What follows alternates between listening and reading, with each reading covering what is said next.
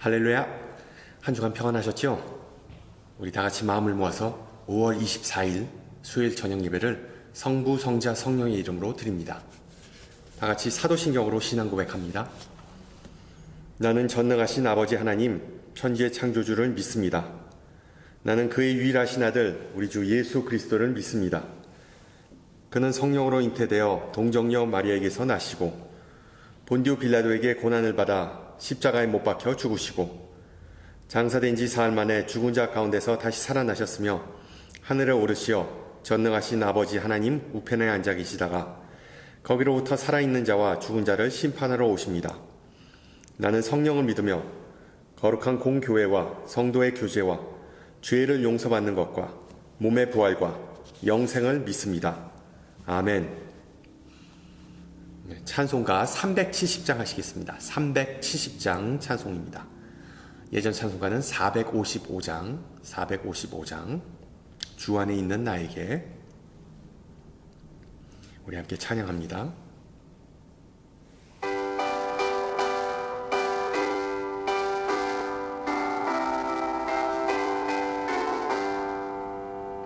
주 안에 있는 나에게 땅 근심이 있으랴 십자가 밑에 나아가 내 짐을 풀었네. 주님을 찬송하면서 할렐루야 할렐루야 내 앞길 멀고 험해도 나 주님만 따라가리.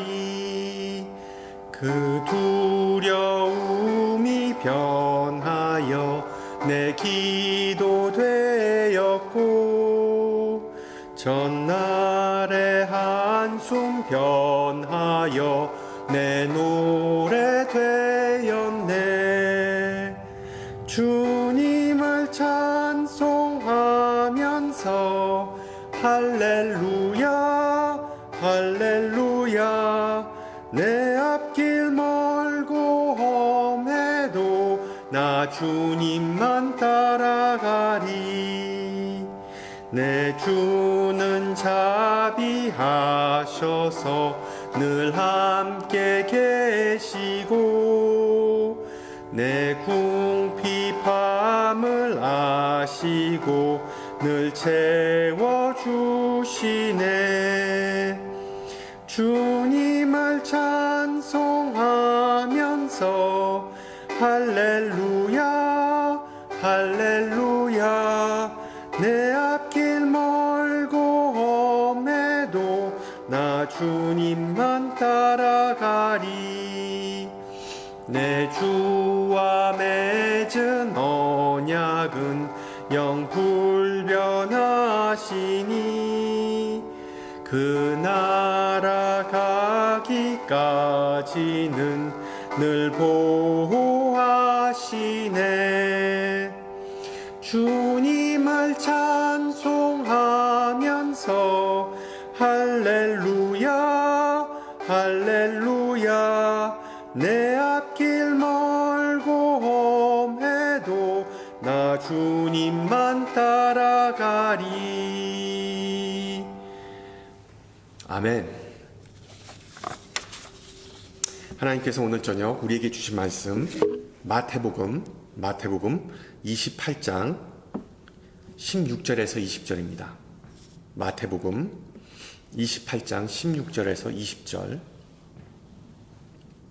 제가 가진 성경으로 신약 52페이지고요. 마태복음 28장 16절에서 20절 말씀을 받들어 봉독합니다. 11 제자가 갈릴리에 가서 예수께서 지시하신 산에 이르러 예수를 배웠고 경배하나 아직도 의심하는 사람들이 있더라. 예수께서 나와 말씀하여 이르시되 하늘과 땅의 모든 권세를 내게 주셨으니 그러므로 너희는 가서 모든 민족을 제자로 삼아 아버지와 아들과 성령의 이름으로 세례를 베풀고 내가 너희에게 분부한 모든 것을 가르쳐 지키게 하라. 볼지어다 내가 세상 끝날까지 너희와 항상 함께 있으리라 하시니라. 아멘. 젊은 시절 병역 의무를 수행하기 위해 군에 입대했는데 신병교육대에서 가장 먼저 복무신조라는 것을 암기해야 했습니다. 그 내용 이렇게 되죠. 우리는 국가와 국민의 충성을 다하는 대한민국 육군이다. 하나, 우리는 자유민주주의를 수호하며 조국 통일의 역군이 된다. 둘, 셋, 넷 등등 뒤로 몇 구절 더 있습니다. 가뜩이나 군대라는 낯선 환경 속에서 머리가 잘 돌아가지 않는데 이거 외우느라고 복무신조 외우느라고 좀 고생했습니다. 제대한 후에는 아무도 기억하지 못하는 내용이지만 적어도 군 복무 기간 중에는 군인의 정체성과 군인의 지향성을 상기시켜주는 그런 지침이었습니다. 비슷한 맥락에서 큰 회사나 기업은 사명, 영어로 미션 스테이트먼트라는 것이 있습니다. 온라인 유통기업 아마존의 사명은 지구상에서 가장 고객 중심적인 회사가 되고 사람들이 온라인에서 사고 싶은 것을 찾아서 발견할 수 있는 장소를 만드는 것입니다. 좀 길지만 정말 온라인 유통업계 그 모토 잘 표현하고 있죠. 또 전자제품 만드는 애플사의 사명은 혁신적인 컴퓨터 하드웨어, 컴퓨터 소프트웨어 및 서비스를 통해 고객에게 최고의 사용자 경험을 제공하는 것입니다. 그리고 글로벌 커피 업체 스타벅스의 사명은 인간의 정신에 영감을 불어넣고 더욱 풍요롭게 한다. 이를 위해 한 분의 고객, 한 잔의 음료, 하나의 이웃에 정성을 다한다. 인간의 정신에 영감을 준다. 마치 스타벅스가 별다방이 무슨 종교단체와 비슷하다는 느낌을 주기도 하죠. 마찬가지로 많은 교회와 그리고 또한 교단도 이 사명 선언문, 미션 스테이트먼트라는 것을 가지고 있는데 인터넷에서 제가 찾은 몇몇 사명 선언문을 보면 이런 것이 있습니다. 하나님이 우선시되는 삶을 살게 인도하는 것, 아니면 예수님과 이웃을 연결해 주는 것, 그리고 마지막으로 우리의 존재의 목적은 천국의 사람이 붐비게 만드는 것. 이거 참 재밌네요. 여러분, 개개인도 이 좌우명이라는 것을 가지고 삽니다. 언젠가는 우리 막내 아이에게 너는 나중에 커서 뭐가 되고 싶니? 라고 물었는데 경찰관, 소방관, 우주비행사, 선생님, 과학자 같이 일반적인 대답이 아니라 타겟에서 매장 직원이 되는 것이 자신의 꿈이라고 하더군요. 타겟, 월마트도 아니고 코스코도 아니고 타겟. 이유인즉슨 타겟은 그 어린아이의 눈에 정말 천국이었습니다.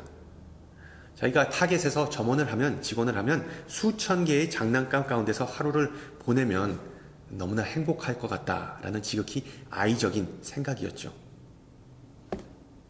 물론 지금은 또 장래 희망이 금방 바뀌었습니다. 모든 인간은 꿈과 소망과 목적을 품고 삽니다.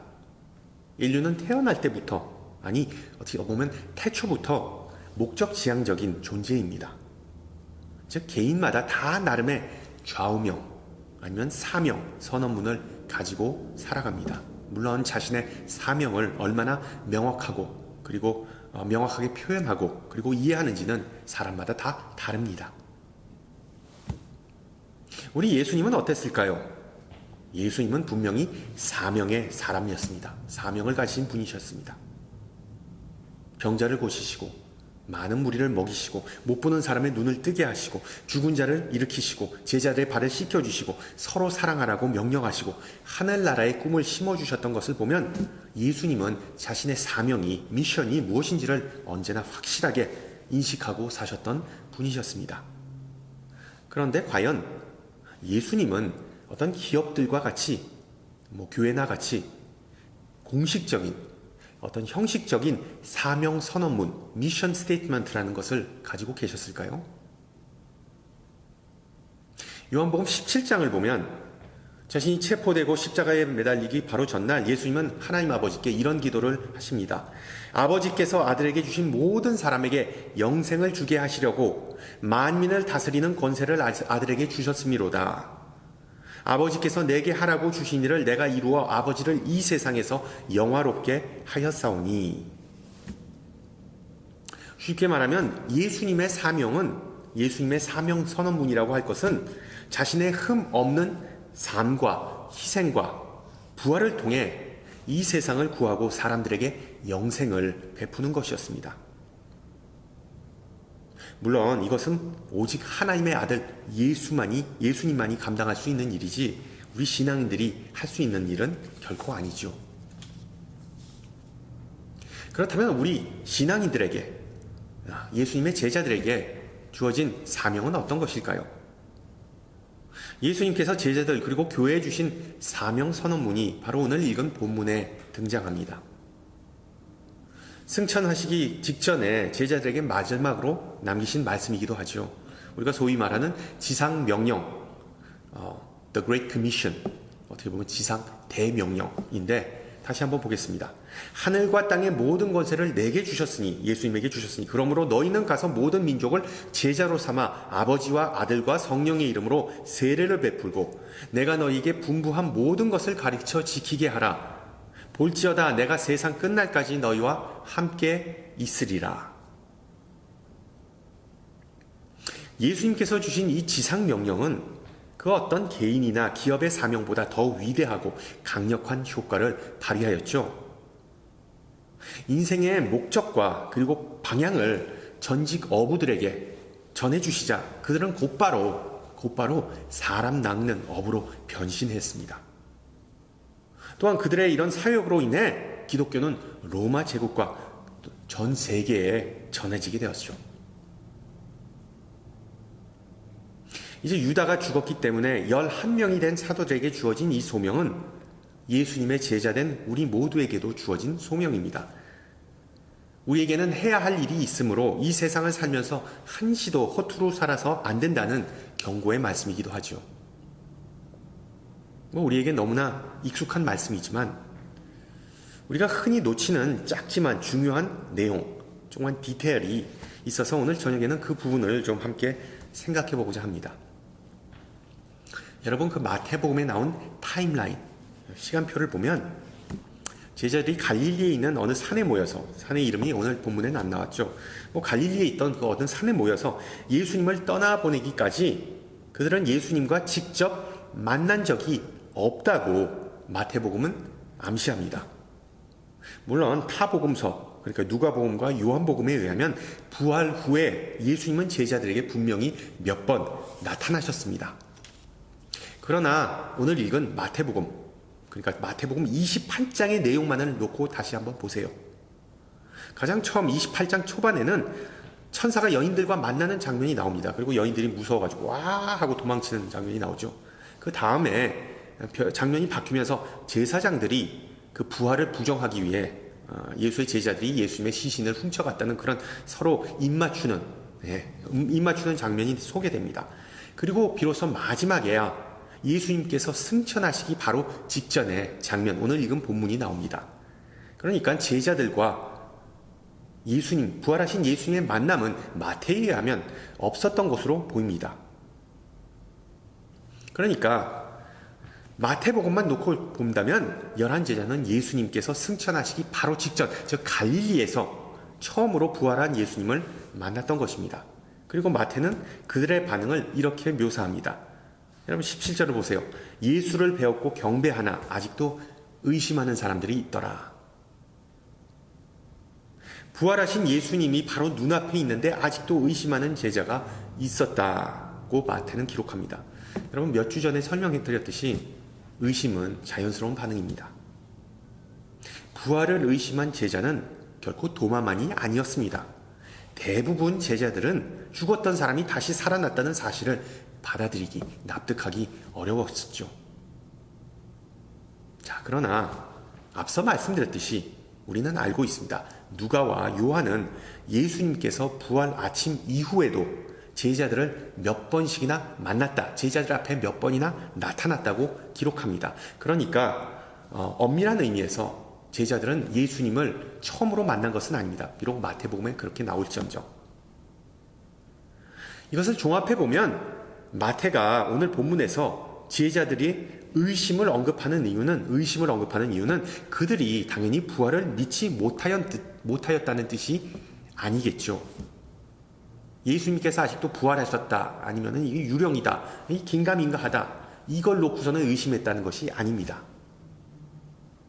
즉 마태는 제자들이 의심한 이유는 부활이 아니라 다른 것 때문에 의심을 했다고 우리는 추정할 수 있습니다. 그리고 그 다른 것이 무엇일까요?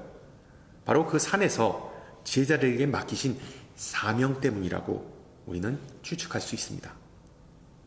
바꿔 말하면 제자들은 예수님께서 그들에게 맡기신 일에 대해 회의적이었다는 의미입니다.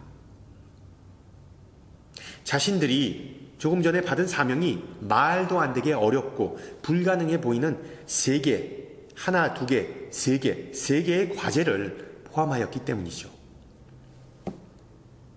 따라서 오늘 저녁은 이 예수님께서 이 11제자들에게 주신 이 사명 선언문, 지상 명령을 좀 더 자세히 살펴보고자 합니다. 제자들이 그 사명을 듣고 왜 의심하고 걱정했는지 아마 여러분도 제가 설명을 드리면 쉽게 이해하실 거예요. 자, 예수님께서 주신 첫 번째 힘든 과제, task, 미션은 바로 가서 모든 민족을 제자 삼는 것이었습니다. 여러분, 제자들이 알던 세계는 우리가 지금 알고 있는 세계보다 훨씬 더 협소했습니다. 예를 들어 그들은 이 아메리카 대륙에 대해 들어본 조차 없었습니다. 또한 그들은 1세기 교통수단에 의해 많은 제약을 받았지요. 예를 들어 먼 곳을 여행하려면 배를 타고 그것도 좋은 날씨에만 가능했습니다. 어떤 때는 목숨을 걸어야 할 때도 있었습니다. 따라서 객관적으로 볼 때 모든 민족과 열방을 제자 삼는다는 것은 어떤 과장을 넘어서 뜬구름 같은 소리라고 들렸다고 봐도 무관합니다. 또한 지구촌 선교에 관한 기술적 문제와 더불어 이방인에 대한 두려움과 불신 또한 큰 장애물이었죠. 전직 어부들은 무지한 갈릴리 촌뜨기였습니다. 정말 우물한 개구리였습니다. 현대사회에서도 문화적 그리고 민족적 장벽을 극복하기는 쉽지 않은데 그 당시는 어떠했겠습니까? 또한 유대인들은 이 거대한 로마 제국의 조그만 식민지, 즉 억압받는 소수민족이었습니다.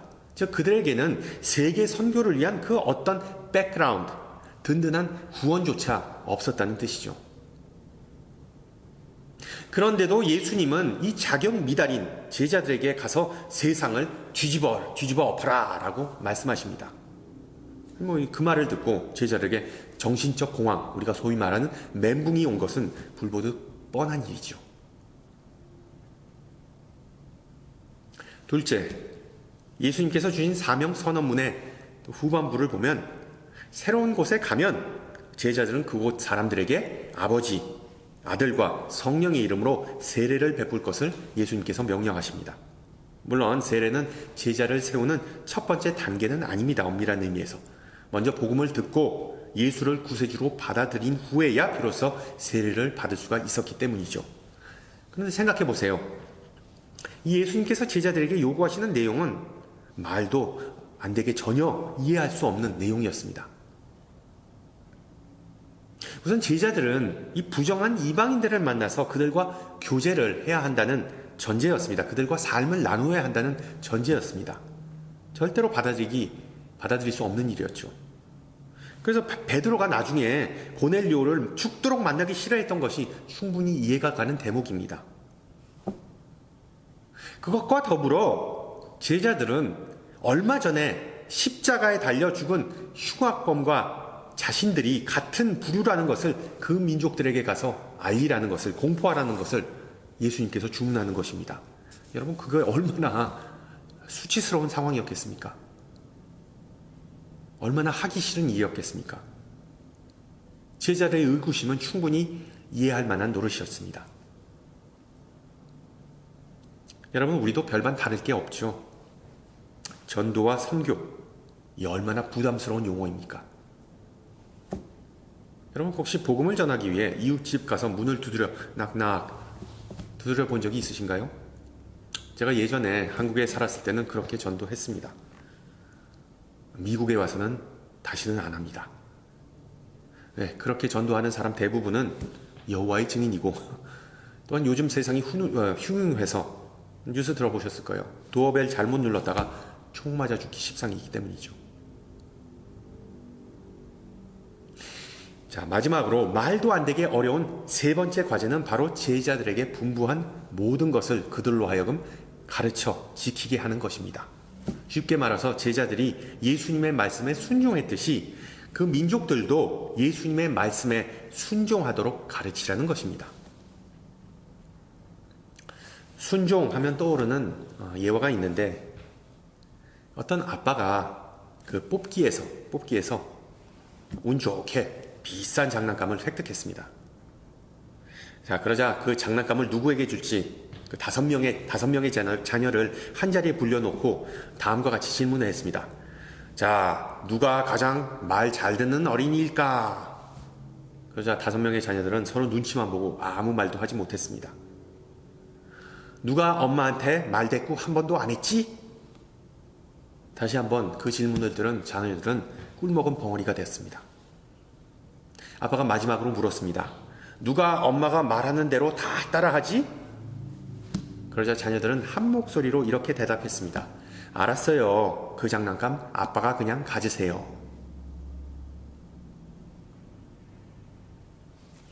이야기에 나온 이 아빠처럼 우리 예수님은 하늘에 계신 아버지의 뜻에 전적으로 따랐던 정말 순종의 모범이었습니다. 반대로 복음서 기록을 보면 12제자들은 예수님의 가르침을 오해하거나 이해 못하거나 아예 따르지 못한 적이 수두룩했습니다.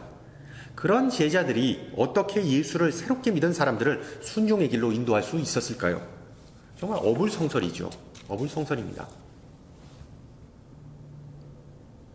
게다가 몇몇 제자들이 정말 가르치는 어떤 자질이 있다고 하더라도 도대체 무슨 교과서를 가지고 가르치라고 하는 것일까요?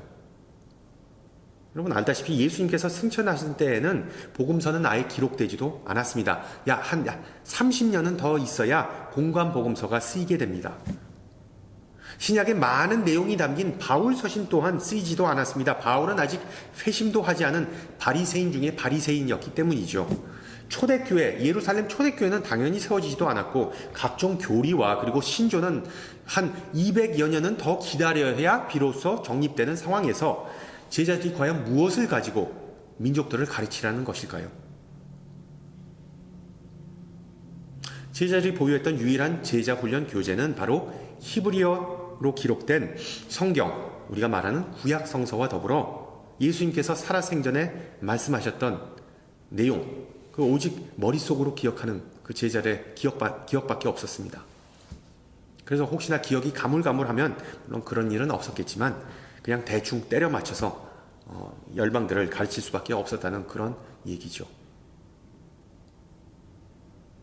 자, 이 모든 정황을 놓고 보면 예수님의 지상명령, 예수님의 사명선언문을 전해 들은 제자들은 충분히 의심할 만했습니다. 그렇다 하더라도 제자들은 의구심을 떨쳐내고 예수님께서 맡기신 이 3가지의 불가능해 보이는 명령, 임무를 최선을 다해 수행했습니다. 그리고 그들이 순교한 후에 그 임무는 후대에 꾸준히 끊이지 않고 전달된 결과 우리 현대 신앙인들 또한 이 마태복음 28장에 기록된 지상명령을 우리의 사명선언문으로 받아들이는 것이 우리의 실정입니다. 그렇습니다. 예수님은 우리에게 정확한 행동 지침을 전해주셨습니다. 가라, 움직여라, 깨워라, 말하라, 선포하라, 설명하라, 가르쳐라, 증인이 되라 등등. 바로 저와 여러분에게 주어진 사명이자 임무이자 과제입니다. 여러분 어떻게 생각하시나요? 그래, 한번 해보자. 영어로 bring it on. 아니면 기도 좀 해보고, 영어로 I'm okay. 제자들이 그랬던 것처럼 선교하면 겁부터 나고 불편하고 심지어 나와는 별 상관이 없다라고 생각하는 신앙인 꽤 많죠. 꽤 많습니다. 그래서 어떤 분은 나는 어떤 선교, 먼 곳에 가서 복음을 전하는 것에 사명을 받은 것 같지가 않다.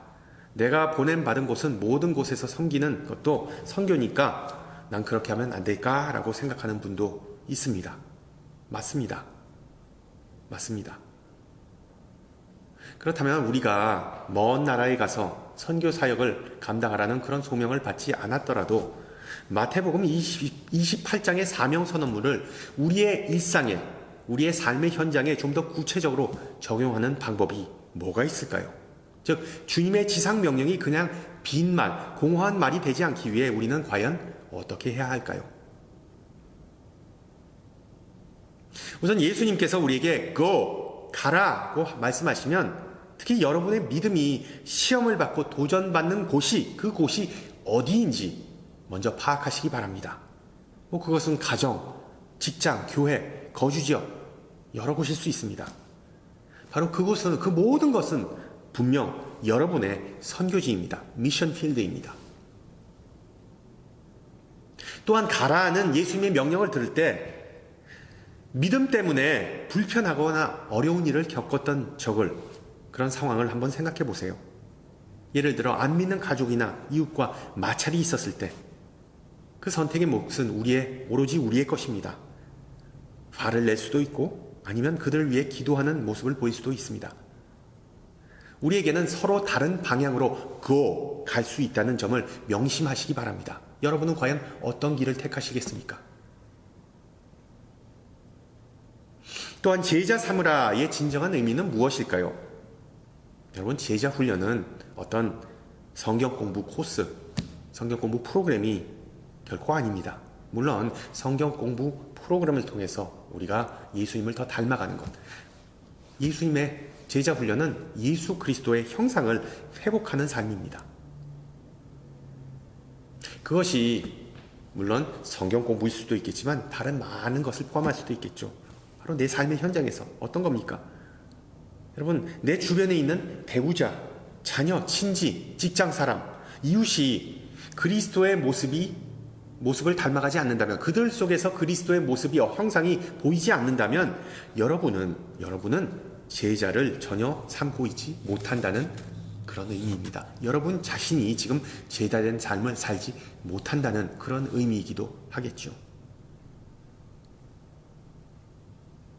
그리고 예수님은 우리에게 세례를 주고 가르치라라고 말씀하십니다. 물론 세례는 성만찬과 마찬가지로 오직 목사, 안수받은 목사가 집례할 수 있는 교회의 성례전입니다. 성례전, sacrament. 그러나 단지 어떤 예식만이 아닌 세례의 그 포괄적인 의미를 생각해보면 세례가 뭡니까? 바로 하나님의 자녀, 하나님의 가정의 일원이 되는 것을 의미합니다.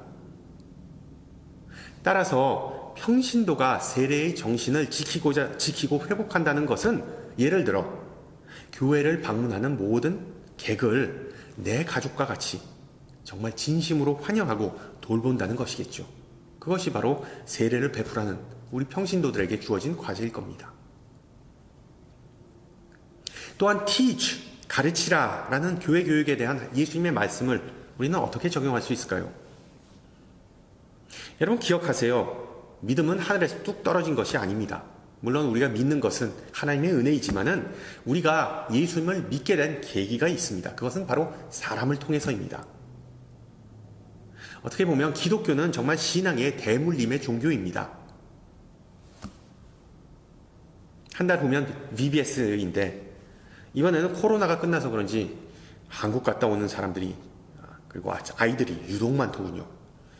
그래서 예전보다 등록이 많이 저조한데 감사하게도 많은 유스 아이들이, 중고등부 아이들이 헬퍼로 어린 동생들 도와주겠다고 등록했습니다. 제가 그 모습을 보면서 이것은 아름다운 어떤 신앙의 대물림뿐만 아니라 선교 훈련이 우리 교회 내에서도 이루어지고 있다는 반증이라고 생각했습니다. 예전에 교사 모집에 관한 광고를 주보에 몇 번 냈는데 애석하게도 반응이 신통치 않았습니다. 특히 지금 예배 드리시고 있는 부모님들 좀 회개했으면 좋겠습니다. 회개하세요. 여러분, VBS는 한 교회의 가장 큰 행사입니다. 안타깝게도 많은 한국 교회는 VBS를 그냥 담당 교역자와 교사들에게 맡겨버립니다. 아직까지도 썬데이 스쿨 하면은 차일드 케어 개념이 많은 사람들 머릿속에서는 그게 강합니다. 그러면 적어도 많은 미국 교회에서는 목사, 장로, 집사 할 것 없이 VBS 기간이 되면 일일 교사로 와서 섬기는 경우가 허다합니다. 온 교회가 다 모빌라이즈 돼가지고서는 어린아이들을, 새싹들을 양육하고 그리고 가르치는데 헌신을 다합니다. 그런 면에서 우리 어린들이 유스부 아이들을 좀 본받아야겠다라는 생각이 들었습니다. 마지막으로 예수님은 사명선언문을 내가 너희와 항상 함께하리라는 구절로 마무리 짓습니다. 방금 후에 승천하시는 예수님에게 그런 얘기를 들은 제자들은 좀 허탈해했을 수도 있겠죠. 그러나 이제 오순절 성령 강림 사건으로 인해 그런 우려는 말끔히 씻어지게 됩니다. 마찬가지로 2000여 년 전 오순절에 강림하셨던 그 성령님은 지금 우리 안에 계시면서 우리를 위로하시고 그리고 우리에게 능력 주십니다. 바꾸어 말하면 우리가 어디를 가든 아까 예수님께서 말씀하셨듯이 go 무엇을 하든 teach를 하건 baptize를 하건 우리는 혼자가 아니라 스스로가 아니라 항상 예수님의 인도하심과 능력을 더하신다는 그런 의미입니다.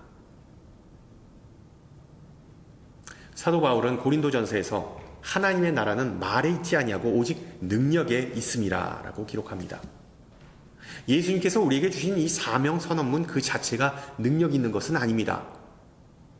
그 말씀은 어떤 마법이나 주문이 아닙니다. 그 능력의 원천은 많은 사람이, 많은 예수의 제자가 예수님의 임재하심을 힘입어 그 목적, 하나의 목적, 예수님께서 주신 목적을 이루기 위해 합력할 때 그것이 힘을 받아서 그것이 합력하여 선을 이루게 되는 것이죠. 내 멍에는 쉽고 내 짐은 가벼움이라는 말씀을 통해 은혜 없이 의로운 삶을 살고 하나님을 섬기는 것이 얼마나 부담스러운지 얼마나 힘든지 예수님께서 이미 설명하셨습니다. 그러나 우리가 하나님의 은혜를 믿고 의지할 때 그 멍에는 가벼워집니다. 예수님께서 맡기신 사명은 해볼만해지고 심지어 즐겁습니다. 여러분, 우리가 나름대로 말씀대로 산다고 자부하지만 까딱하면 바리새인들처럼 율법주의적인 사람이 되기에 십상입니다. 때문에 매사에 있어 하나님을 의지하고 그 능력과 은혜를 구하시기를 소망합니다. 할렐루야. 이것을 염두에 두면 왜 주님께서 우리에게 맡기신 사명이 객관적으로 볼 때 절대로 만만한 것이 아닌지 이해가 되죠. 실제로 제자도에 관해 예수님은 누누이 말씀하셨습니다. 누구든지 나를 따라오려거든 자기를 부인하고 자기 십자가를 지고 나를 따를 것이라. 자기 희생, 십자가, 이 얼마나 부담스러운 개념입니까? 기독교 작가 C.S. 루이스는 다음과 같이 말합니다. 그리스도는 이렇게 말씀하셨다. 내 모든 것을 바쳐라. 나는 너의 시간이나 물질이나 선행을 원하지 않는다. 내가 원하는 것은 바로 너 자신이다. 나는 너의 자아를 괴롭히거나 말살하기 위해 이 세상에 온 것이 아니다. 나는 너의 반쪽을 원하지 않는다. 너의 모든 자아, 즉 너의 순수하다고 생각되는 것과 악하다고 생각되는 모든 것을 다 원한다. 그 대신 나는 너에게 새로운 자아를 줄 것이다. 실제로 나는 너에게 나 자신을 줄 것이다. 나의 의지 그 자체가 바로 너의 마음이 될 것이다. 다행히 제자들은 주님의 말씀을 듣고 머리를 너무 굴리지 않고 자신을 온전히 드렸습니다. 가만히 앉아있지 않고 일어나서 그들이 할 수 있는 일을 다 했습니다. 그리고 예수님은 나머지를 다 책임지셨죠. 여러분, 우리도 말과 생각을 좀 줄이고 그냥 순수하고 우직하게 순종했으면 좋겠습니다. 주로 맛있는 음식을 앞에 두고 먹고 마시는 것 모두 하나님의 영광을 위해 하게 해달라고 우리가 그런 식사 기도하죠. 먹고 마시는 것 다 주님의 영광을 위해. 근데 여러분, 우리 좀 솔직해집시다. 맛있는 음식은 하나님의 기쁨보다는 우리의 입을 더 기쁘게 해주지 않습니까? 정말 내 앞에 놓인 힘든 과제와 임무를 보면서도 내 기쁨이 아니라, 내가 내키는 것이 아니라 하나님의 기쁨, 하나님의 영광을 먼저 염두에 두면서 살았으면 좋겠습니다. 그 과제가 아무리 대단하고 어려워 보여도 더 위대하고 강력하신 주님께서 우리와 함께 하십니다. 그리고 이것은 우리 주님의 약속입니다. 함께 기도합니다. 사랑이 많으신 주님, 오늘 이 저녁에 모여서 예수님께서 승천하시기 전에 제자들에게 전해주신 사명 선언문을 함께 나누었습니다.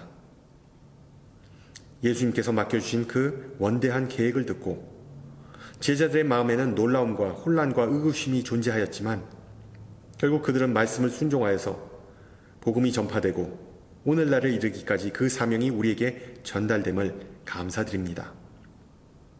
주님께서 우리에게 맡겨주신 그 사명을 생각할 때 가장 먼저 우리의 부족함과 연약함이 떠오르지만 또한 우리에게 베푸신 모든 은혜와 부어주신 성령님으로 말미암아 내게 능력 주시는 자 안에서 내가 모든 것을 할 수 있다라고 담대히 고백합니다.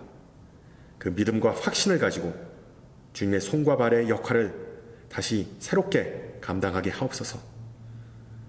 주님의 은혜와 역사하심을 과소평가하거나 불신하였던 적이 있다면 우리를 용서해 주시고 인간의 작고도 작은 비전과 비좁은 상상력, 변덕스러운 마음, 그리고 복음을 향한 열정의 부족을 이 시간 고백합니다.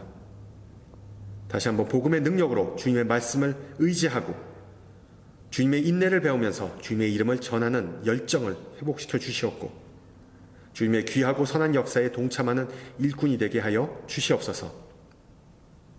부디 성령님을 통해 우리의 모든 의문과 두려움과 연약함을 제거하여 주시고 특히 우리 가운데 질병이나 시험으로 인하여 고통받고 방황하는 지체에게 주님의 치유와 온전케 하심이 함께하기를 간구합니다. 또한 지금도 지구촌 곳곳에서 벌어지는 분쟁과 폭력으로 인해 생명의 위협을 받고 절망하는 모든 이에게 하늘의 평화와 위로와 강건케 하심으로 함께하옵소서. 다같이 주님 가르쳐 주신 기도합니다. 하늘에 계신 우리 아버지, 아버지의 이름을 거룩하게 하시며 아버지의 나라가 오게 하시며 아버지의 뜻이 하늘에서와 같이 땅에서 이루어지게 하소서. 오늘 우리에게 일용할 양식을 주시고 우리가 우리에게 잘못한 사람을 용서하여 준 것 같이 우리 죄를 용서하여 주시고 우리를 시험에 빠지지 않게 하시고 악에서 구하소서. 나라와 권능과 영광이 영원히 아버지의 것입니다. 아멘. 네, 예배를 마쳤습니다. 한 주간 평안하시고요. 전 다음 주 이 시간에 뵙겠습니다. 샬롬.